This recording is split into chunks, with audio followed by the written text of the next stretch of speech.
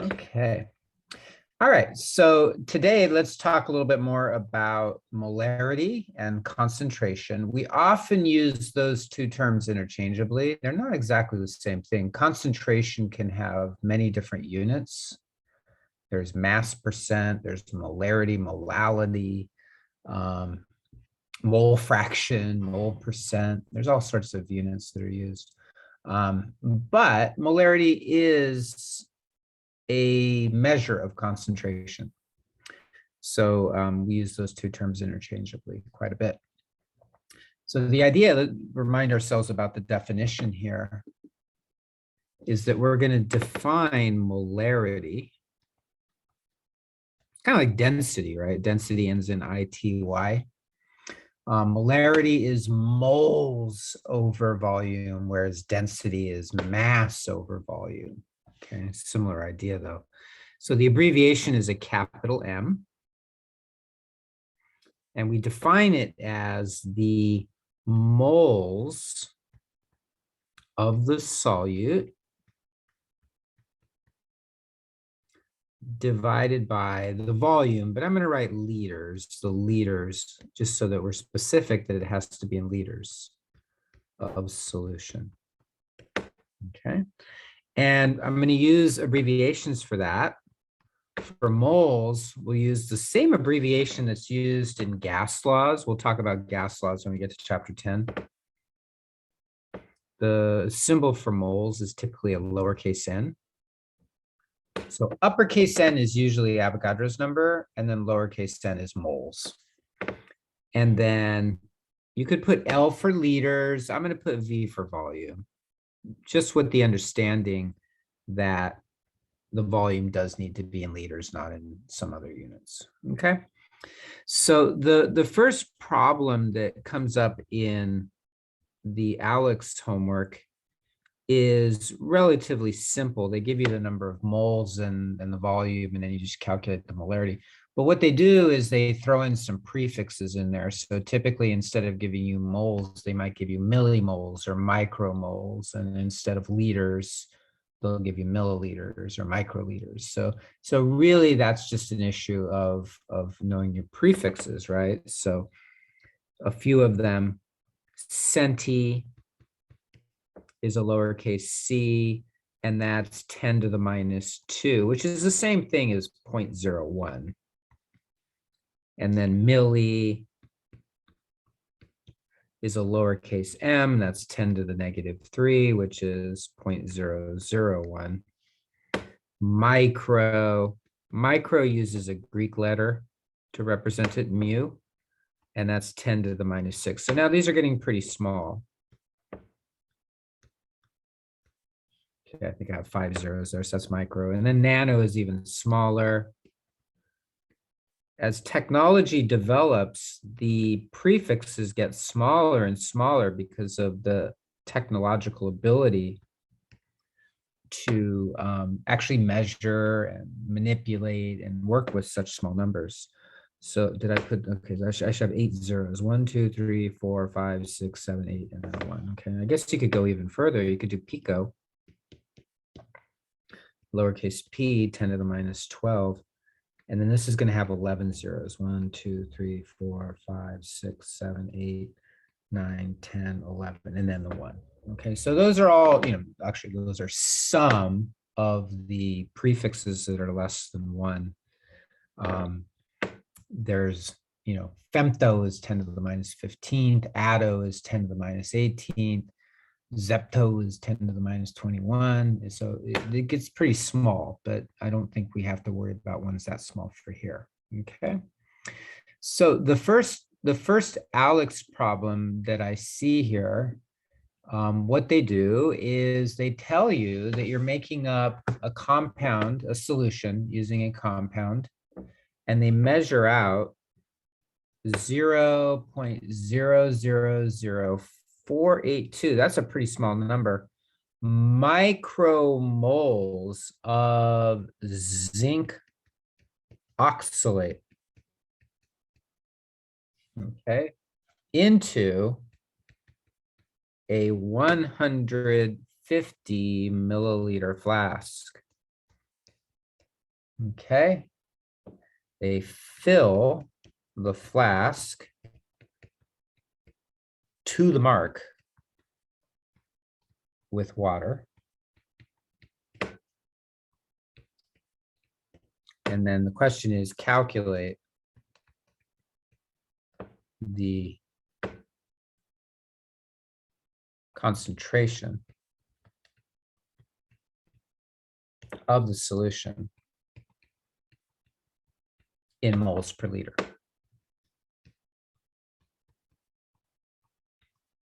Okay, mole divided by liters. Okay, so one thing that's a little bit odd about this problem is that they have a prefix in there, micromoles, but then they also have this very tiny number, 0.000482. That's a little awkward. Normally, the goal of using prefixes is so that your number isn't so big or so small. It's closer to 1. So it probably would have been more appropriate for them to use the nano, which is 1,000 times smaller than a micro. And so it would be 0.482 nanomoles of zinc oxalate. It doesn't really matter. You can do these problems with any prefix, but it is a little awkward that they did that.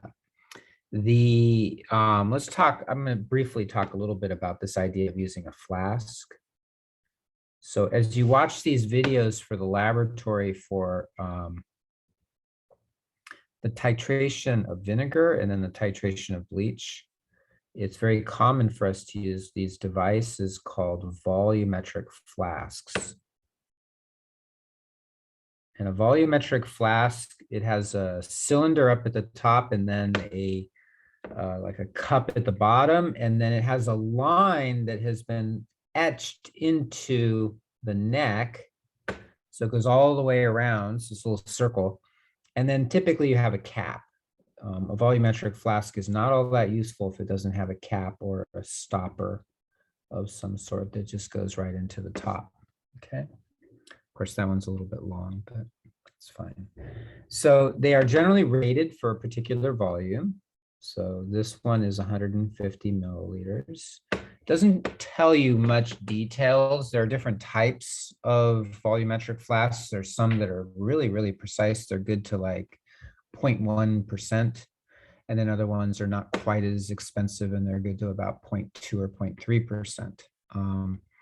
But in any case, that's the volumetric flask. So the idea is you take your solute. Now you got a metal with a non-metal, zinc oxalate. That right there tells you it's probably a solid because you got a metal with a non-metal. So what they're going to do is they're going to pour some of that zinc oxalate, not very much of it, 10 to the minus 10 moles, really, 10 to the minus 9, 10 to the minus 10 moles.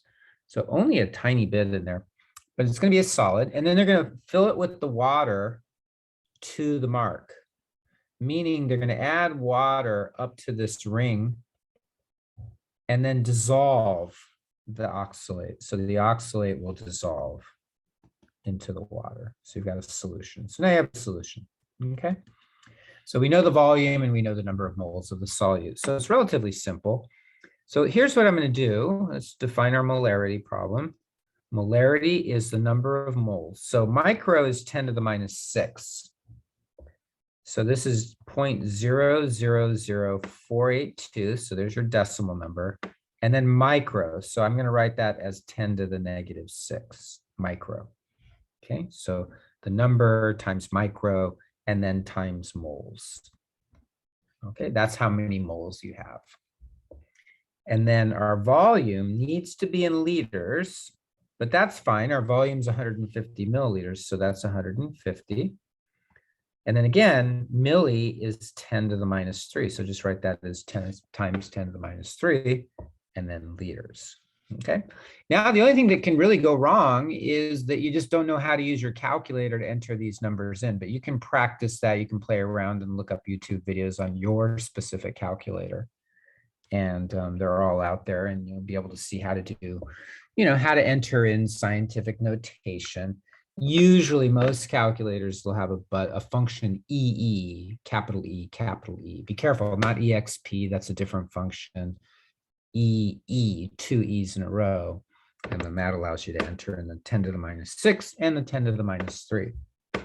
So I would recommend, that you just practice this 0.000482 times 10 to the minus 6. And your calculator, if you hit the equal sign, it may actually convert it into the scientific notation. And that would be 4.82 times 10 to the negative 10. And that's perfectly fine if it does that. And then you're going to divide that by 150 times 10 to the minus 3. And then you get a really small number. Now, funny thing about my calculator is the number of digits it has. What happens is it doesn't just automatically put it into scientific notation. So there is a function to do that. So you can just hit that function. What you get is 3.21 times 10 to the minus 9, and then you have moles per liter.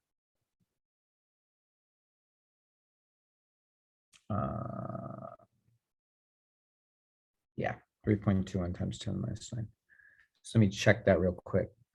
I'm going to do this using logic. 4.82 times 10 to the minus 10 over 1.5 times 10 to the minus 1. So that would be approximately 3 times 10 to the minus 9. Yeah, so that checks out. Okay, so there we go. Sometimes I don't trust my calculators, so I check it myself just to make sure that it's giving me the answer that I think is correct. Okay, so that's to 3 significant digits. The instructions, I think, said actually do it to 3 significant digits. So that works out nicely there. Okay. So that's sort of the basic problem, which is you just take the number of moles of the solute, right? So concentration or molarity is how much of the solute is dissolved into a certain volume of the solution. And the solution is the mixture together. Now, real briefly, the way that this is done has to be pretty particular. What you do is you add the solid down here at the bottom. So you weigh it out, you add it in there, and then you add the water up to the line. And so the logic behind this is the following. If you took exactly 150 milliliters using some accurate device, and then you added 150 milliliters of water to the solid, it wouldn't actually go up to the ring. The volume would be a little bit off a bit. And the reason for that is that when you mix things together, their volumes will change. So if you add a lot of solute to water, it'll get bigger. But if you only add a little bit of solute to the water, it actually might get smaller because the water molecules will surround those ions and shrink a little bit because of the attractive forces. So for that reason, we can't just add 150. We have to add the solid and then stop at the calibrated line, which is 150. That way we know the whole thing is 150. So when you look at the definition, the definition is not the volume of water that you add, it's the volume of the solution after you've mixed it up together, okay? So for, it's not off that much, it might only be off by 0.5%, but 0.5% might be enough that, we don't want to be off by that much. So just be careful. The definition is the moles of the solute.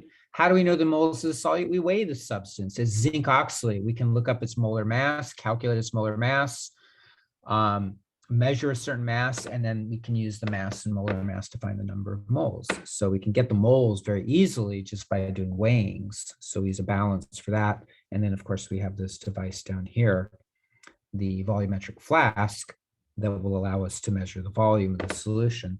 Keep in mind, things like beakers are very poor measures of volume. They're, estimates. So you can look at these beakers, which look like little coffee cups or glasses. They will often have lines that have volumes in them. So you're thinking, oh, I can use this to measure volume. So maybe this is 50 milliliters, 100, 150, 200. that's fine. Those are just really ballpark rough estimates. These are often only good to about 5%, and that's not very accurate. We want something that's good to less than 1%. So for that reason, we only use the volume measures on beakers just to kind of estimate, you know, we need about 50, we need about 100. But if we need to know that we have 150 point, you know, with 3 significant digits, then that means we're going to have to use a different type of measuring device. And the volumetric flask is one of those devices that we would use. Okay. Generally, you don't use volumetric flasks for reactions. So you could, in theory, run a reaction in a beaker, but volumetric flasks are really just used for making very well-known concentrated solutions. So we know it's concentration. We don't use it to run reactions, and it's just to store stuff, and then we use what comes out of it for our reactions. Okay. Let's take a look at the second problem from this set, which is calculating the molarity using the mass of the solutes. So this just sort of takes us the next step, which is we're going to look at, what happens when we're given the mass of the solute instead of the number of moles. Okay, so here's an example. A chemist prepares a solution of silver nitrate, which is AgNO3, by measuring out 56 grams of silver nitrate, AgNO3, into a 300 milliliter volumetric flask and filling the flask to the mark with water, right?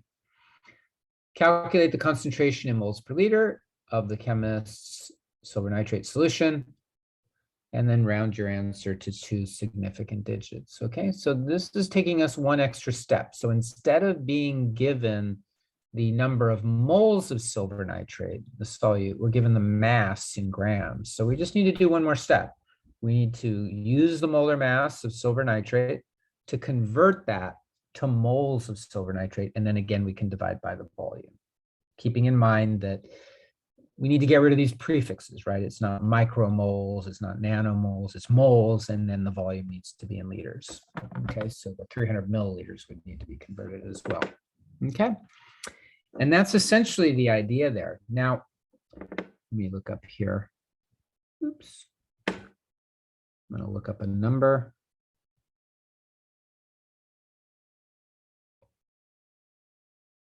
107 point, it seems a little bit off, 107.87. Okay, so let's take a look. Okay, we're going to dissolve silver nitrate.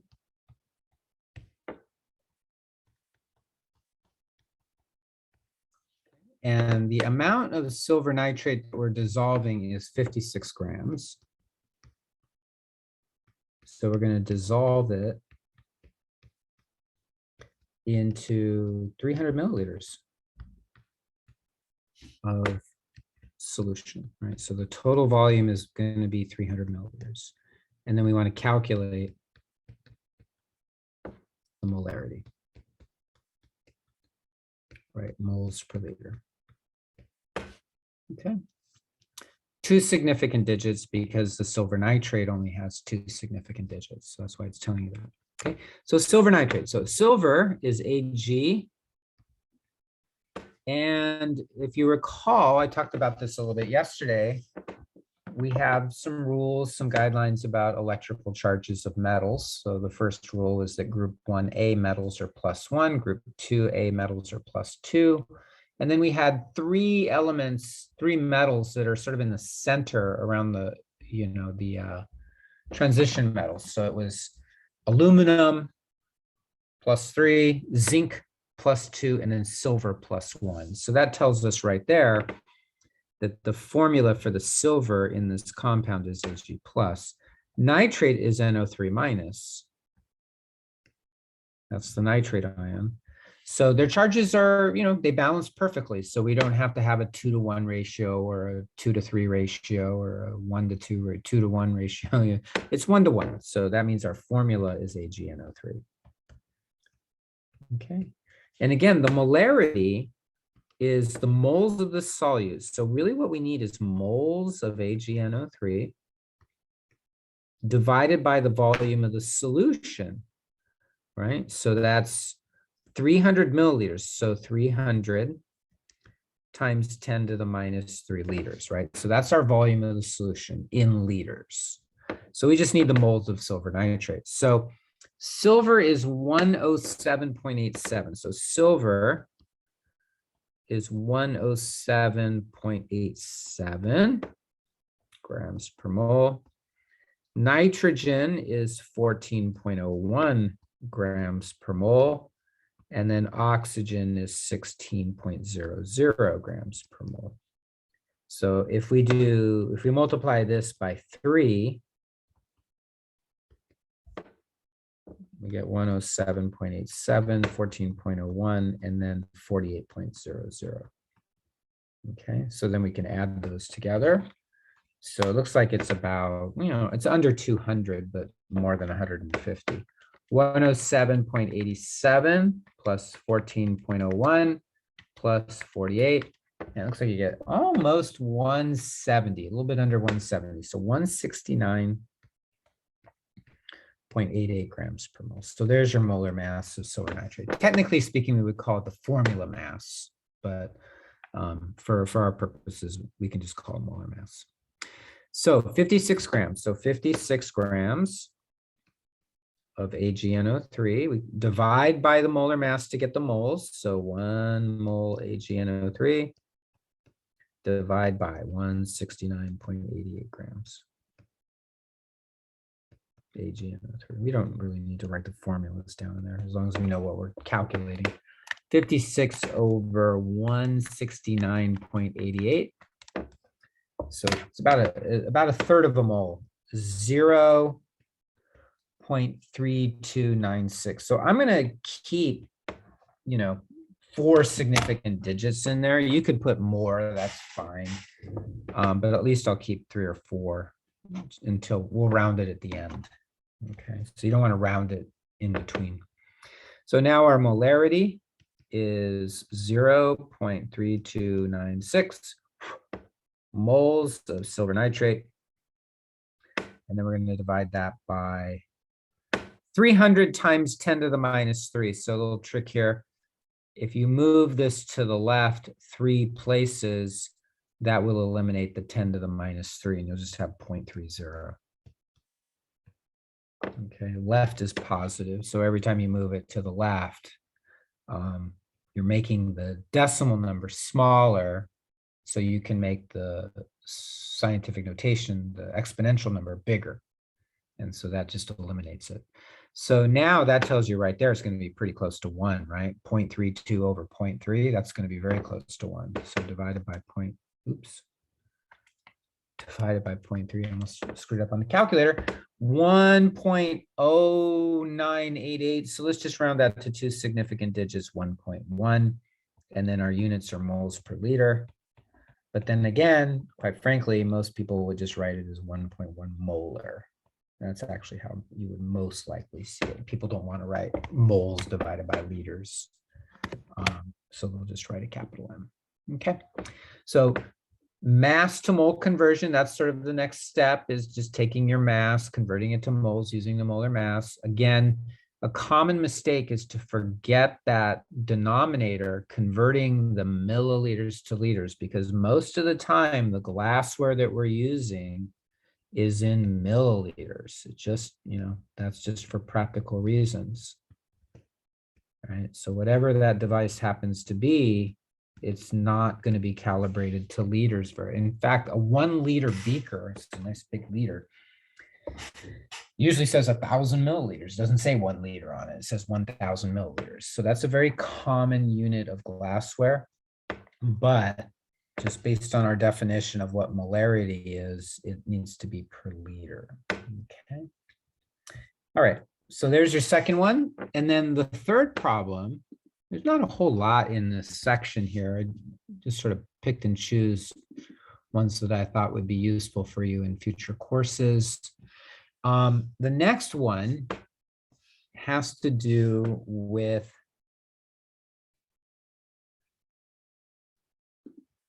dilutions. Okay, so let's take a look at a dilution problem. I'll talk a bit about dilutions here. So a dilution is a very, very common technique we use in chemistry. Biologists use it quite a bit too. And it has to do with the practicality of working in a laboratory on a daily basis. If there's something you're going to use a lot of, you're going to be using it a lot, it's very useful to make what's called a stock solution at a very high concentration, one that's not practical, it's too concentrated, you don't really need it. And then to just take a little bit of it each day and dilute it with water or whatever liquid you're using as a solvent, to dilute it to a lower concentration that you can use that day. And that way you don't have to go through the whole procedure of remaking everything each day. You just need to do the dilution, okay? Another thing that will happen is sometimes it's just not practical to make a solution at a particular concentration. Like if we want to make something that's at 10 to the minus 10 moles per liter, the amount that you would weigh out is so little, it's just not practical. You would need either $100,000 balance, or you wouldn't even find the balance that you could buy to measure such a small mass. So what do? We make a higher concentration solution and then dilute some of it with water, make it lower that way. And we can do factors of 10 if we want to. We could make something that's 1 molar, take 10 milliliters and dilute it to 100 milliliters. That's very easy to do. That will reduce the concentration by a factor of 10. So now it's 0.1 molar. And then we could do it again. We could take that 0.1 molar, take 10 milliliters of that and dilute it to 100. And now it would be 0.01 molar. So we can really make big changes in concentration very simply by doing these dilutions. So we'll talk a bit about that. So here's the type of problem that they'll put on here. A chemist makes 560 milliliters of potassium permanganate, KMnO4. Very common reagent. We don't use it in this course, but some chemistry departments will use that in general chemistry. It's a really cool material for looking at redox chemistry. So potassium permanganate is a working solution. So they're going to use the term working solution. And let me just make sure this by adding distilled water to, okay. So the working solution, that term, I've only actually ever seen it in Alex, is what we would call what I would call the dilute solution. So it's the solution that you're making from the more concentrated solution. So it's a lower concentration. So working solution is the dilute solution.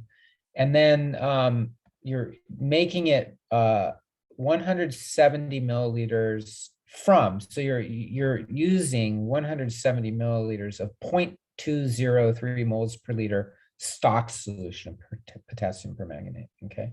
So they pick some kind of, a little awkward numbers. At least the 0.203 is a little bit awkward, but that's fine. It must have been standardized. So it says calculate the concentration of the chemist's working solution. Round your answer to 3 significant digits. So let me show you what's happening here. Stop that. And then let me write the numbers down here first. So you're going to make, so this is what the chemist is supposed to make. 560 ml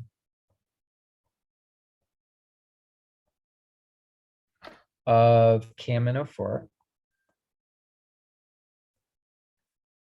So that's your potassium permanganate. And it's the working solution. So they're using the term working solution. Okay, so you're going to make that by, how are you going to do that? You're going to add distilled water.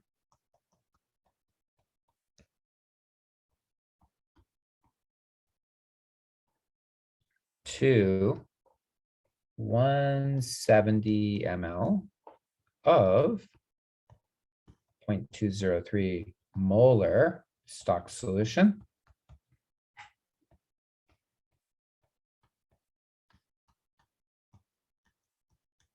And then you want to calculate the concentration of working solution.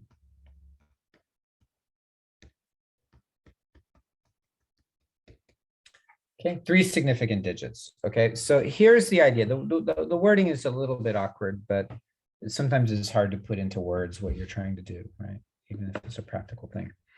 So you're trying to make a working solution. So let me draw a little picture over here. Here's our working solution.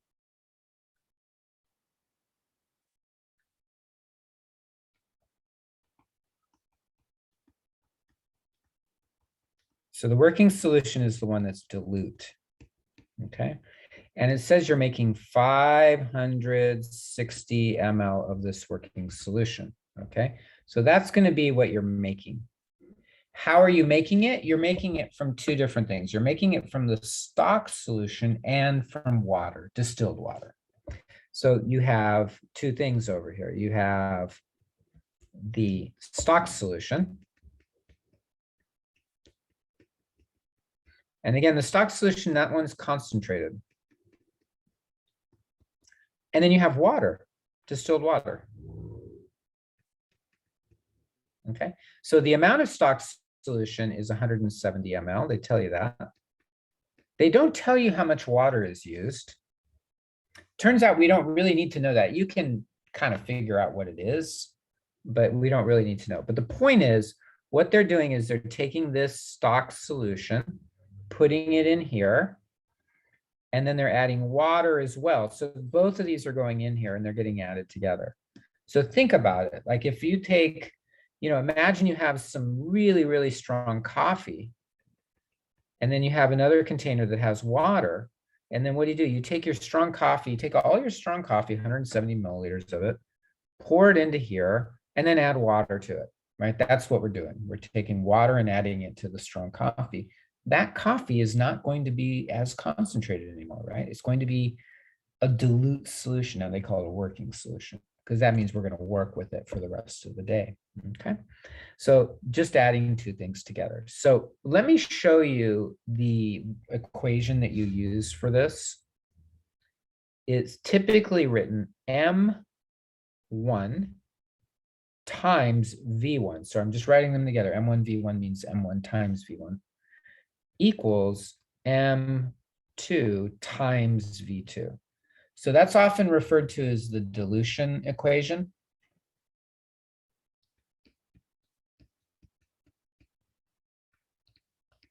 Actually, if you take the New York State high school exam, the Regents exam, they'll put that equation on the, I think they use C1 V1 equals C2 V2.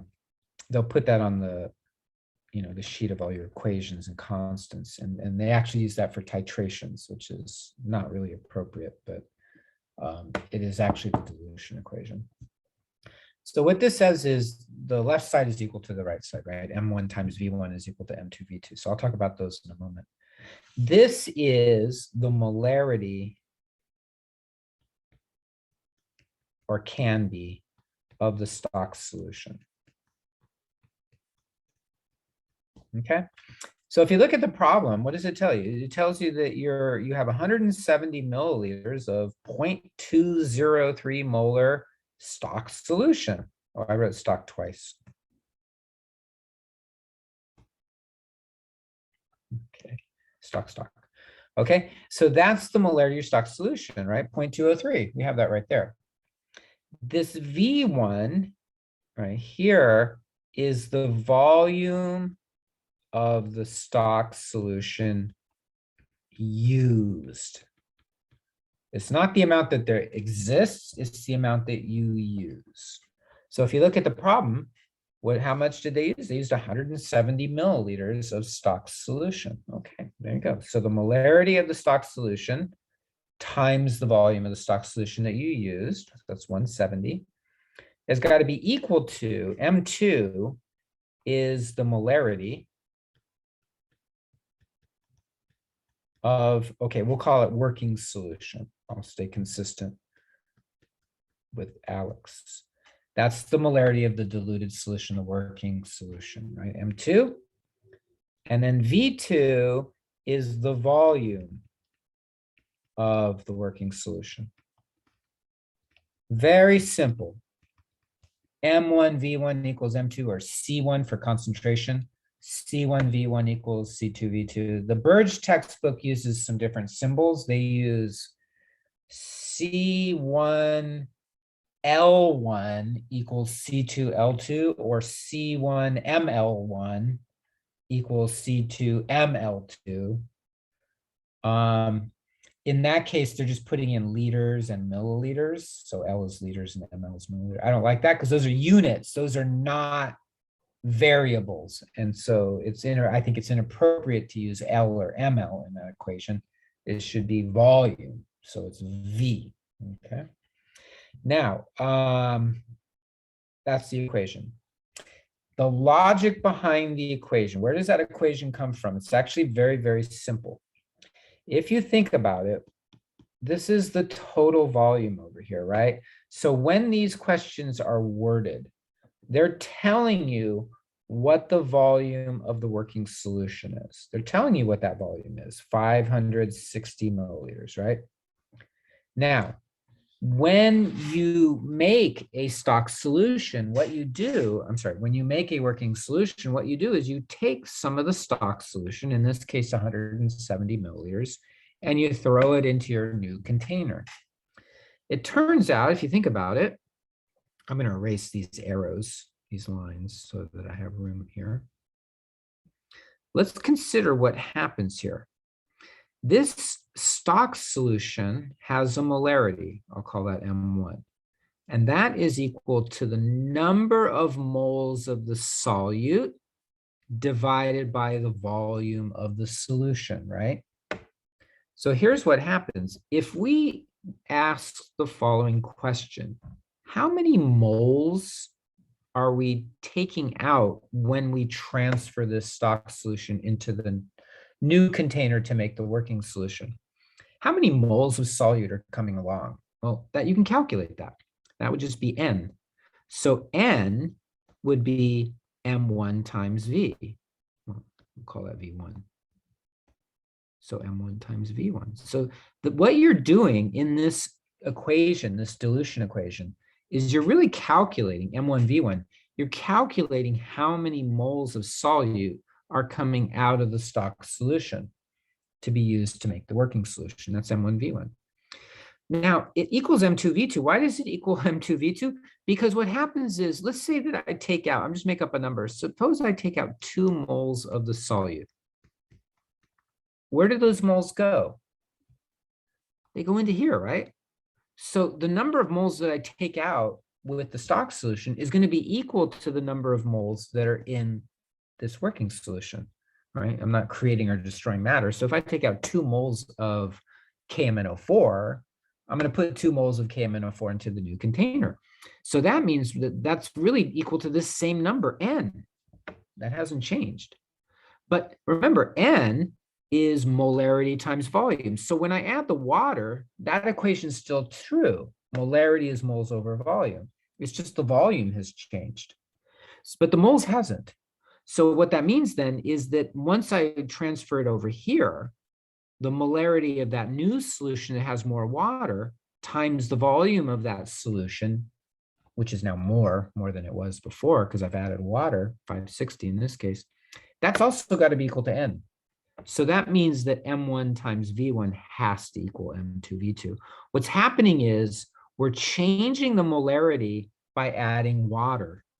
So all of those, the volume and the molarity are changing, but the moles are not. The moles of the solute are not, because we take out a certain number of moles of solute and then we add water. So the amount of water is changing, which is measured as the volume. That will change the concentration of the solute, but it will not change the number of moles. So that's why this equation here works, okay? So now the really, really nice thing about the dilution equation is that if you look at the units, molarity is on both sides. So it's gonna have the same units on both sides, moles per liter. But volume is on both sides also. And so what can happen is if we're asked to find the molarity of the working solution, the milliliters will cancel in the problem. So we don't even have to convert milliliters into liters because the milliliters will cancel. So let's go through it. you're going to make 560 ml. So we have to identify what that is. Well, first of all, it's a volume. It's volume. It's not molarity, right? Molarity is moles per liter. So that's the working solution. So that's going to be V2. V2 is the working solution, right? And then what else do we have? We have 170. That's another volume. Well, it can't be V2 also, right? So it's got to be V1. But it's V1 because it's the volume of the stock solution. So V1 is 170. I guess I'm supposed to put decimal points there, right?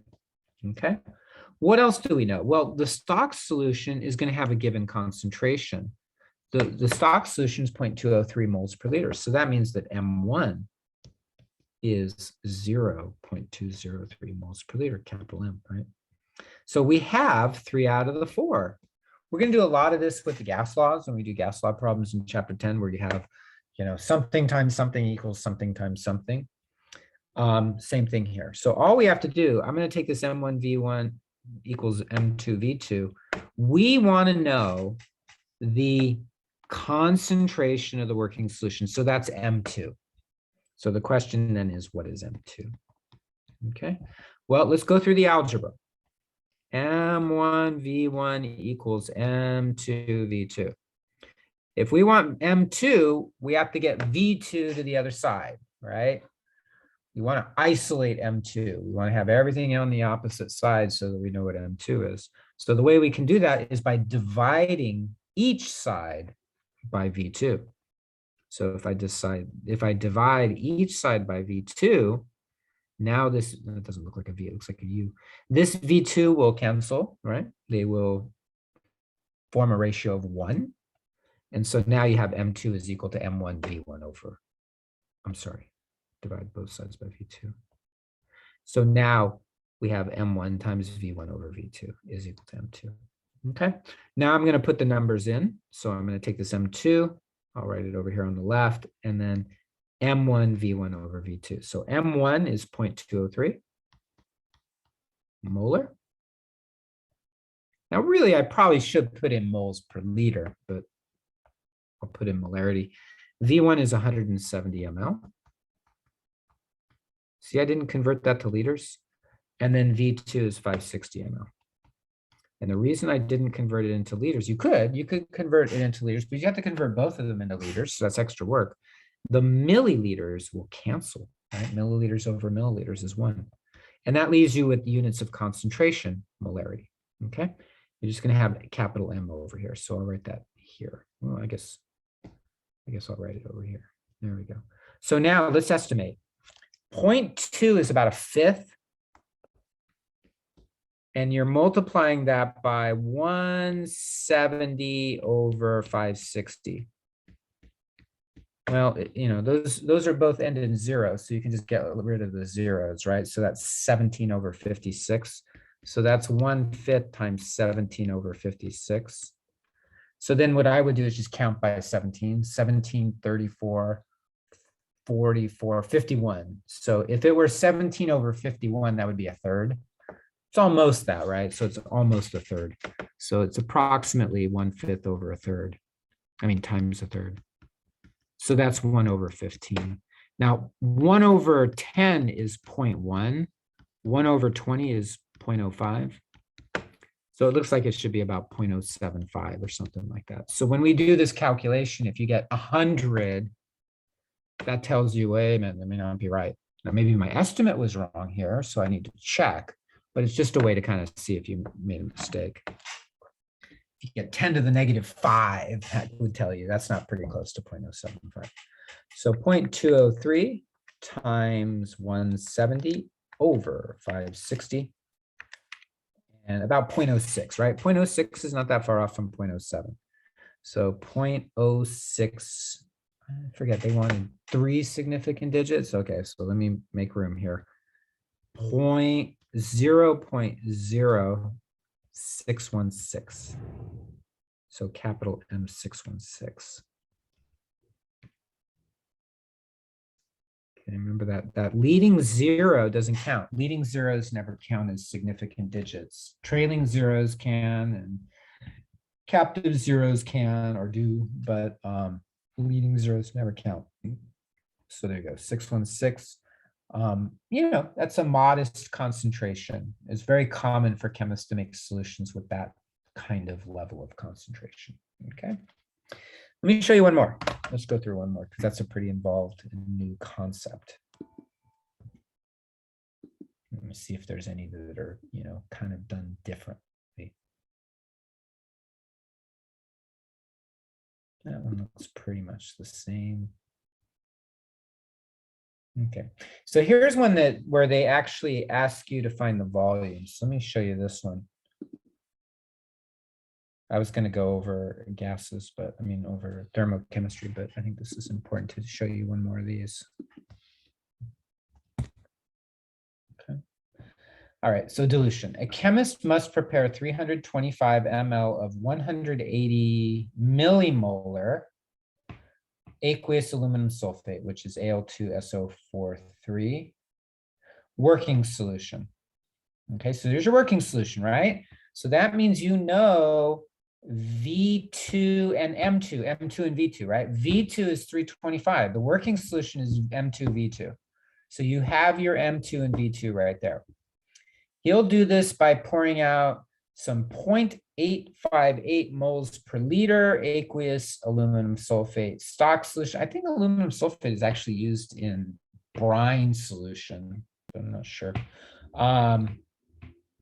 Into a graduated cylinder and diluting it with distilled water. Okay. Calculate the volume in ml of the aluminum sulfate stock solution. So what's the volume of the stock solution, right? That's V1, right? Now notice we're pouring out 0.858 moles per liter aqueous aluminum sulfate stock solution. So they're very good in these problems about really labeling it for you. They're telling you, look, this is the stock solution. So this is M1. This is the working solution. So it's M2, right? So then it's just an issue of you doing this very simple algebra, M1 V1 equals M2 V2. You can almost do this one without even thinking, really. In any case, notice how they give you the formula for aluminum sulfate. That is the appropriate formula. Aluminum is +3 and sulfate is -2. So you need 3 sulfates, which would give you -6, and 2 aluminums, which would give you +6. But you don't need the chemical formula for these problems because nowhere in here are any mass calculations. Generally, you need the chemical formula if you're doing a mass conversion. So if they told you, you know, 15 grams of aluminum sulfate was dissolved into 325 milliliters, then you need that mass, you need the formula to convert mass to moles so that you can figure out the molarity, which we did in the previous problem, right? But you don't need it. They're just giving it to you for just so you can see it. Okay, so let's again, let's remind ourselves there's only 4 things. There's M1, V1, M2, V2. Stock is 1, and then working solution is 2. It doesn't have to be, but it's useful. I think it's useful if you do it that way because you're starting with the stock solution. So start would be 1. Okay, so I'm going to just write these numbers down again so that you can see them. Just got to find the right window. Okay, so working solution.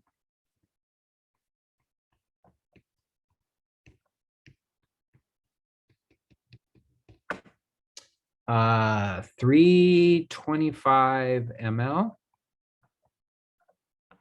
of 180 millimolar aluminum sulfate.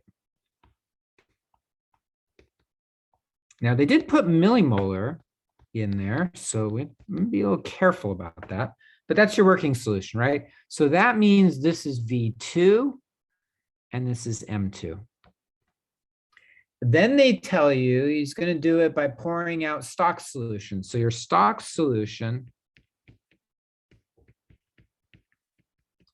is 0.858 moles per liter.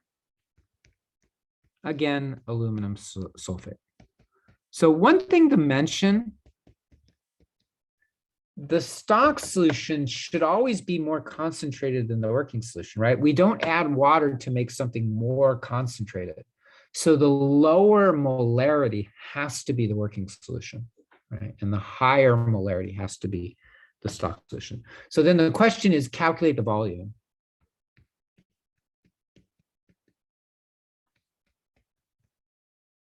And they tell you to do it in milliliters of the working solution.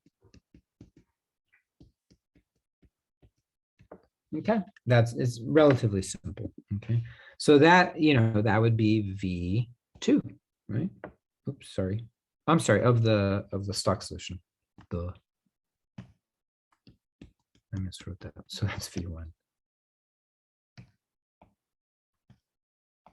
Okay. All right. So the stock solution, that's M1 right there, right? So we have M1, we have M2, we have V2, we just don't have V1. So let's write it down here. M1 times V1 equals M2 V2. Now, some people, what they like to do is just put in all the numbers and then solve for it. I like to actually use the equation first, get, you know, the form of the equation I'm going to use, and then plug the numbers in. But that's just an issue of personal style. We know V2, we know M2, we know M1, we want V1. So we just want this V1 over here. So divide both sides by M1. M1 over M1 is 1, so V1 equals M2 V2 over M2. Okay. And then in terms of dimensional analysis, if you think about it, molarity is going to have the same units. So molarity units will cancel with molarity units, and you'll have volume units. V2 should have the same units as V1. Now, they do tell us to do it in milliliters, but that makes sense. This was in milliliters here. So M2, 180 millimolar. Now, they did throw in a little bit of a difference here. They put in millimolar there for your M2, and then you have 325 ml. And then we're going to divide that by M. Oh, I'm sorry. Why do I keep making that mistake? So V1 is M2 V2 over M1. There we go. So M1 is right here. 0.858, and then that would be moles per liter. Okay, so millimolar. Now there's the issue. There is an issue here. This is in millimolar, okay? Millimolar, right? And that's not unusual. So what that means is milli, and then molar is moles per liter. So millimolar is millimoles per liter. So they really did throw in a little wrench here to check your understanding of prefixes. They put in an extra milli. So what will happen is you don't have a milli down here. So you'll have a milli times a milli. And then, you know, that's gonna be a problem. So we have to make some kind of adjustment here. So it's up to us how we want to do that. We just have to make sure that everything works out in terms of the units. What I would recommend doing is, since we don't really want this extra milli here, I'm just going to make this number without the milli. I'm just going to use the exponential notation. So let me show you how I'm going to do that. Milli is 10 to the minus 3. So 180 times 10 to the minus 3. Again, moles per liter, right? Molarity is moles per liter. So they really, you know, not only did they put in the milli there, they also gave you one concentration explicitly as moles per liter, and the other one implicitly moles per liter. They put it as molar, which is moles per liter. So that's really just done to test your dimensional analysis. So by making this milli 10 to the minus 3 and eliminating the milli, now we have the correct units. Why? Because we have milliliters in the numerator, and then we have moles per liter in the denominator, right? So now there's no milli times milli, there's just one milli at the top. So now the moles will cancel and the liters will cancel, and we'll end up with milliliters. Okay, so be careful, be aware of those kind of nuances in these problems. So 180 times 10 to the minus 3, well, again, if you move the decimal point 3 places to the left, 1, 2, 3, you can have 0.180. 0.180, and then you gotta, you take your 10 to the minus 3, that's going to become 10 to the 0 because you're moving it 3 places to the left. So 10 to the 0 is 1. So it's really 0.180. So 0.180 times 325 over 0.858, and you get 68 to 3 significant digits, 68.2, and then our volume would be in milliliters. Okay, let me estimate, because again, sometimes when you're doing these problems, you could enter the number in incorrectly. So 180 times 10 to the minus 3 is 0.18. And then you got 325. And then you got 0.858. Well, gosh, what are these numbers? Well, it depends on how good you are at estimating. Essentially, I guess, 18 over, so 0.18 over 0.858. I guess that's around approximately 0.2 over 0.9. So that's 0.22. So it's really 0.22 times 325. Well, 0.22 times 100 would be 22. 0.22 times 200 would be 44. And 0.22 times 300 would be 66. So it's a little more than 300, so a little more than 66. So that actually seems to check out. It's also kind of a volume that makes sense, right? If you think about it, what are we doing? We're taking 68 milliliters of stock solution, and then we're diluting it up to 325 with water, right? So the amount of water you're adding is around 250, 257, I guess. So you're adding a bunch of water. The concentration is going from 0.858 down to 0.18, right? So that kind of makes sense, right? Like if you take 70 and dilute it to 320, your concentration would go down by a factor, it wouldn't go down by 10 and it wouldn't go down by 2, it'd be somewhere in between. So that kind of makes sense. All right. Okay, so there's a second dilution problem. So work on those. And that pretty much wraps up this chapter. There is another section at the end, 4.6, where they talk about titrations. And it's a really great section on titrations. The problem is it's just a lot of extra time. But in the laboratory, you do 2 titrations. So really, we cover the theory of the titrations in the laboratory, which is section 4.6. So for that reason, there aren't any ALEKS problems on 4.6. Based on the time, what we'll do tomorrow is we'll work on chapter 5, thermochemistry. So far, really what we've been doing is, nuts and bolts chemistry. We've been talking about how we weigh things, how we use weights to figure out how much we have. We've been talking about the different types of chemical reactions that exist, classifying them, and then looking at how we dissolve solutes and make solutions of known concentrations. Those are really important aspects of how we do chemistry on a daily basis. If you're a chemist, there's a very good chance you'll weigh things, you'll measure volumes, and you'll run reactions each day. But what we're going to look at starting tomorrow is the energy associated with chemical reactions. So the idea that a battery, which is a chemical reaction in action, it is actually using energy or transferring energy to an electrical circuit. So we'll look at that. We'll look at combustion, the idea that when we burn fuels, there's a transfer of heat, right? Heat is transferred from the reaction out to the surroundings. So that's the issue of energy. So chemistry is not only interested in the subject, doesn't only just cover the transformation of matter, it also is concerned with the energetics of that transfer. And so we'll start looking at that tomorrow. It's a rather lengthy, involved chapter, but it's a fun one. So we'll start on that tomorrow and then wrap that up next week. Okay. So have a great day, and I will see you tomorrow. I have a quick question. This is not related to the lecture, actually, so you can stop the